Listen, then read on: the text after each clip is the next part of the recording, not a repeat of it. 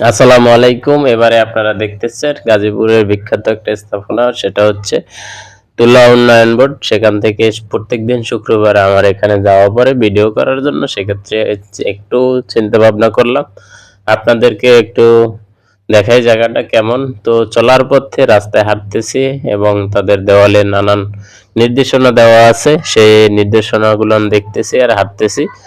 হাঁটতে হাঁটতে চলে আসলাম, দেখেন তুলা বাগান, তুলার ফর্ম আমরা যেখানে বলি, এখানে গবেষণা কেন্দ্র আছে। এখানে আছে তুলার সংরক্ষণ এবং বীজ সংরক্ষণের জন্য নানান পদ্ধতি ব্যবহার করে তারা। কৃষি আর কি, কৃষি বিষয় নিয়ে নানান গবেষণা করে, সেজন্য তারা ধান লাগায় এবং সে তার পাশাপাশি তুলার একটা চাষ করে। অনেক জায়গা ধরে দেখেন তুলাগুলান কেমনে হচ্ছে, তাহলে এই এখান থেকেই তুলা তৈরি হয়। এই ফলটা তুলা ফল, অবশ্যই দেখে রাখবেন যদি আপনি না দেখে থাকেন।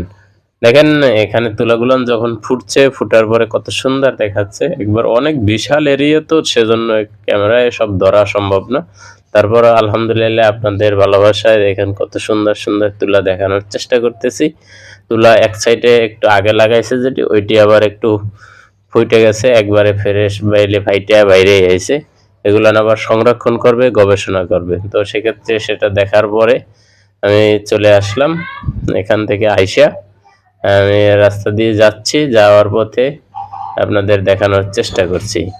তো সুতরাং আপনারা দেখতেছেন সেই তুলার গাছগুলান। তো সেখানে আমি আমার বাসা থেকে যাওয়ার পথে একটু গাড়িতে যেতে হয়, কেননা হাইটে যাইতে একটু সময় লাগে। সেক্ষেত্রে আমি একটু গাড়িতে করে চলে যাচ্ছিলাম। সেখানে যাওয়ার পরে যাচ্ছি, যাইতে যাইতে অনেক কিছুই উপভোগ করতে হয়, প্রাকৃতিক দৃশ্য হাঁটার পথে, চলার পথে, এবং সেগুলো আপনাদের সাথে শেয়ার করছি। শেয়ার করার পাশাপাশি সামনে আমি যাওয়ার পর দেখি একটা সুন্দর নার্সারি। Wow, just wow! না, এই কত সুন্দর দেখেন, দেখা যাচ্ছে যে এখানে যে পরিমাণ ফুল ফুটেছে, আপনি যদি দেখে অবাক হবেন যে এত সুন্দর ফুল আমি কখনো দেখিনি। এরকমের এত সুন্দর ফুল হঠাৎ করে দেখে আমি নিজেকে আর সামলায় রাখতে পারলাম না, একটু ভিডিও করে নিলাম, আপনাদের সাথে শেয়ার করতেছি সেগুলো। যদি ভালো লেগে থাকে, ফুলগুলান যদি আপনার দেখে পছন্দ হয়ে থাকে, অবশ্যই কমেন্টে জানাবেন। তার পাশাপাশি দেখেন এখানে নার্সারিতে তারা কিন্তু এই গাছগুলান বিক্রি করে আপনি পার পিস হিসাবে বিক্রি করে। দাম এখানে নির্ধারিত না, আপনার কথার কাটাকাটি করে এটা নেওয়া হয়।